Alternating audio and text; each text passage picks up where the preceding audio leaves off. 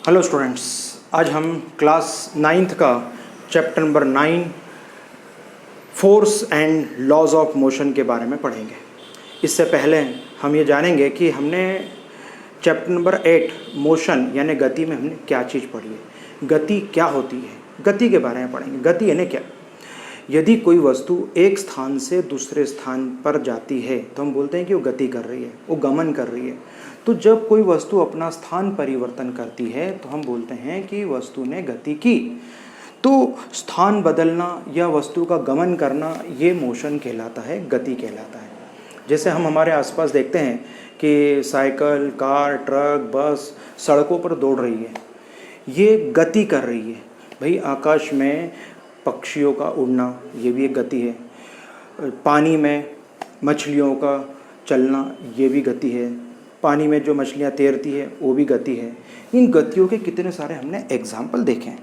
इसके अलावा हमने लास्ट 8 चैप्टर में ये पढ़ा कि एक सरल रेखा में जब कोई वस्तु गति करती है, जब स्ट्रेट लाइन लीनियर मोशन जब होता है किसी ऑब्जेक्ट का, लीनियर मोशन में उसकी पोजीशन, वेलोसिटी और एक्सेलरेशन, उसकी स्थिति, वेग और त्वरण के सापेक्ष मोशन में यानी कि गति में क्या परिवर्तन हो रहा है, इसके बारे में हमने पिछले चैप्टर में पढ़ा है।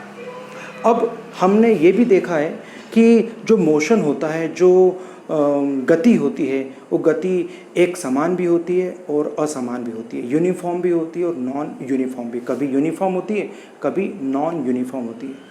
पर हमने ये चर्चा नहीं की कि ये किस कारण से हो रहा है। हमने ये चर्चा ही नहीं की कि इसका कारण क्या है, गति यूनिफॉर्म में आ रही है या नॉन यूनिफॉर्म है, गति में एक रूपता है या एक रूपता नहीं है, इसकी हमने चर्चा ही नहीं की। हमने ये देखा ही नहीं कि किस तरह से जो है गति का कारण क्या है।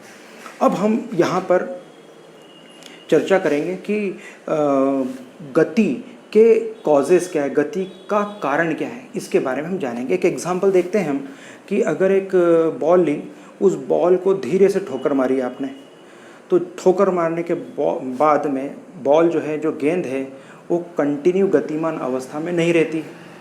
थोड़ी देर गतिमान अवस्था में रहकर वापस से विराम अवस्था, स्टेट ऑफ रेस्ट में आ जाती है। इससे हमें ये मालूम पड़ता है कि हर वस्तु का स्वभाव जो होता है, उस वस्तु का स्वभाव हमेशा स्थिर होता है। यानी वो जो भी स्टेट ऑफ रेस्ट जिसे बोलते हैं, स्टेट ऑफ रेस्ट, यानी वस्तु का जो नेचर है, स्वभाव है, वस्तु ऑब्जेक्ट का जो नेचर है वो हमेशा स्टेट ऑफ रेस्ट होता है। वस्तु का स्वभाव हमेशा स्थिर होता है, हमेशा विराम अवस्था ही वस्तु का अपना स्वभाव है। महान वैज्ञानिक गैलीलियो और न्यूटन ने इन गतियों के बारे में कुछ कैलकुलेशंस की, कुछ ऑब्जर्वेशन किए, कुछ प्रयोग किए और उन्होंने पाया कि गति होने के क्या कॉजेज़ हैं। गति अगर कोई मोशन हो रहा है तो मोशन किस वजह से हो रहा है। तो हम इस चैप्टर में गति के कॉजेज़ के बारे में पढ़ेंगे।